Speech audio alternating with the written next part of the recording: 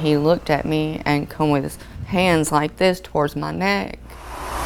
And I fought him for a little while. Brittany Cole's story, He come at me again, is one she didn't think and was holding me down. she'd be alive to tell. When I couldn't breathe anymore, I didn't think I was gonna wake up from it. She and her husband manage the Centennial Inn on Front Street in Richton.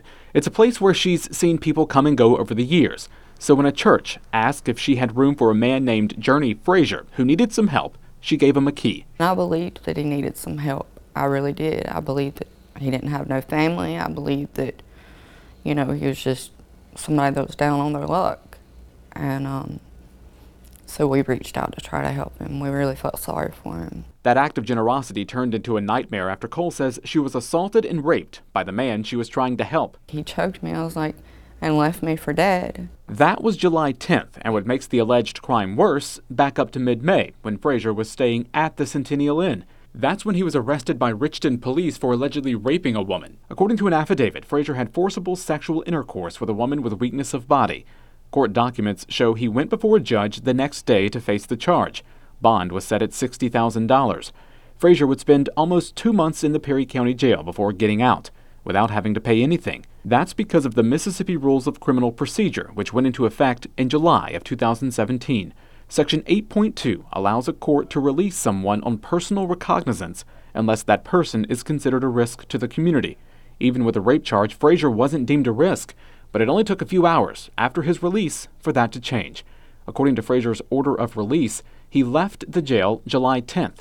That's the day Sheriff Mitch Nobles believes Frazier made his way to Richton, back to the Centennial Inn where he was staying. Did you know he had gotten out from the alleged first rape? No, we did not know. Not until a few hours later anyway, when he showed up here. That's when Cole says she became a victim. He assaulted me, and after I'd passed out from the strangulation, he raped me and beat me after I was done passed out. As this assault was happening, what was going through your mind? I thought I was going to be dead. I didn't think I was going to pull out of it. News 7 requested public documents from the Richton Police Department to see if Frazier had any type of criminal past before the alleged first rape. After a week, we finally got our documents. They show Frazier is no stranger to Richton Police, even though his address is shown to be in neighboring Greene County. The records show since 2012, Frazier has racked up charges of simple assault, malicious mischief, public drunk, contempt of court, public profanity, and disorderly conduct. He spent time in and out of jail because of them. Back in November, the Richton Police Department sent a letter regarding Frazier's release to the Sheriff's Department with a note down at the bottom for Frazier that says, "Except for court, do not come back to Richton, Mississippi," per the police chief. There's even a note at the top to make sure Frazier gets a copy. While his past run-ins with the law are misdemeanors, the Rules of Criminal Procedure, which allowed Frazier to get out of jail, directs a court to look at a list of considerations beforehand. Part of that list, the defendant's prior criminal record. Court documents show those misdemeanors were recognized during Frazier's initial appearance back in May on that first rape charge.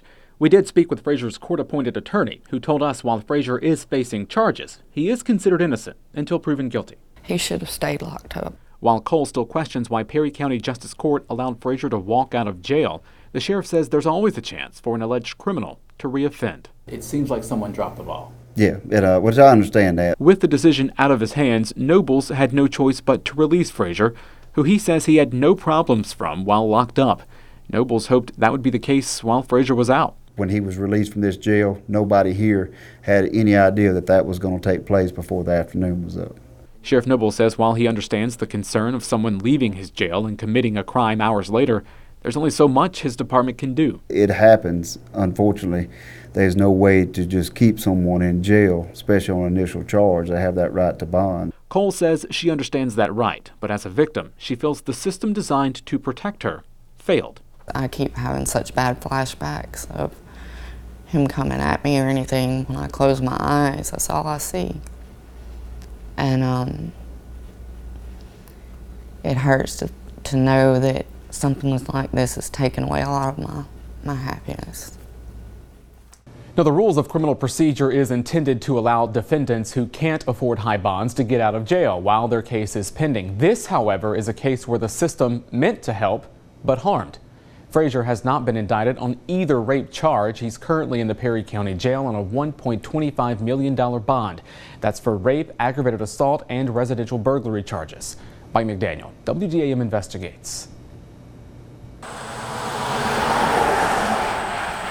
It upsets me in the worst kind of way to know that if just a few people had done their job, this wouldn't have never happened to me. What happened to Brittany Cole happened July 10th, 2018. According to a police report, she was assaulted and raped by a man named Journey Frazier, who was staying at an inn in Richton, which she and her husband manage. As I physically seem to heal, the worse I seem to get mentally, as far as flashbacks. I guess you would consider it some sort of PTSD. Cole's isn't the only rape Frazier is accused of. According to another police report, Frazier raped a woman 2 months earlier in Richton on May 14th, not far from the inn. That landed him in the Perry County Jail, booked the same day, and then given a $60,000 bond.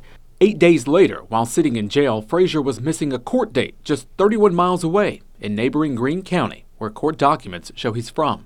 Is there currently a warrant out for his arrest in Greene County? There is a bench warrant for his arrest because he was supposed to come back to court. Greene County Sheriff Stanley McLeod says Frazier is no stranger to his department. Searching through court records, 7 Investigates found that bench warrant. It was issued May 22, 2018. That was the day Frazier was supposed to be in a Greene County courtroom after being indicted on a drug charge. He didn't show up, of course, because he was in the Perry County Jail on that first rape charge. Once Greene County found out where Frazier was, Sheriff McLeod says his department sent this fax to Perry County requesting a hold on Frazier. According to the fax, it was sent May 24, 2018, 2 days after the bench warrant was issued, and even marked as urgent. Problem is, Perry County Sheriff Mitch Nobles says his department never got that fax. So what do you think may have happened? I'm not sure. They're saying that they faxed the information over to us, but it never came through on our end of it. We never received the fax of the copy of the warrant or the fax cover sheet. On July 10th, a month and a half after that hold, Frazier was released. And I wasn't aware that he had been turned loose.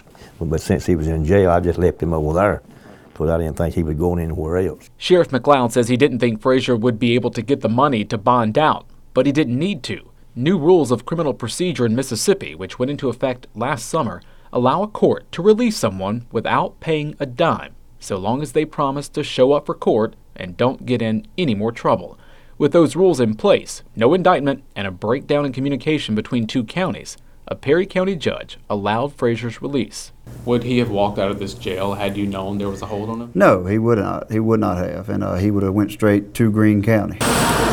Instead, July 10th, only hours after he was released, authorities believe Frazier went straight back to the inn in Richton, where, according to that police report, Brittany Cole was assaulted and raped. This is a bench warrant for his arrest. We showed those court documents to Cole and the facts that never went through. The things that I've lost and the problems that I'm going to have for the rest of my life, this would have made the difference right here. And I just, it's hard to believe they didn't receive it. Isn't it still put on like the computer database for the law and everything as well? They only send a fax. Outside of that one fax, neither sheriff recalls any other form of communication about that hold on Frazier between their agencies. Do you think there needs to be more communication than just a fax? Yeah, I agree with that, and I agree with that. There need to be more communication as far as, picking up the phone, calling to make sure that the hold is placed on them. Do you think there should be better communication between your agency and Perry County? Oh, well, it's pretty good right now, but like I say, I'm not sure exactly what happened. There's a lot of people who say that the system failed this second victim. Well, it's a possibility, but right now I can't say that because I'm not sure. For Cole, this should have never happened. She says it's not so much possibility, but reality. I've got to learn to live my life in a totally different way than what I was before. Yesterday, Frazier went before a Greene County judge who dismissed that drug charge because of the charges he faces in Perry County, those being residential burglary, aggravated assault, and 2 counts of rape. So far, Frazier has not been indicted on any of it. That all has to be decided by a grand jury. Mike McDaniel, WDAM Investigates.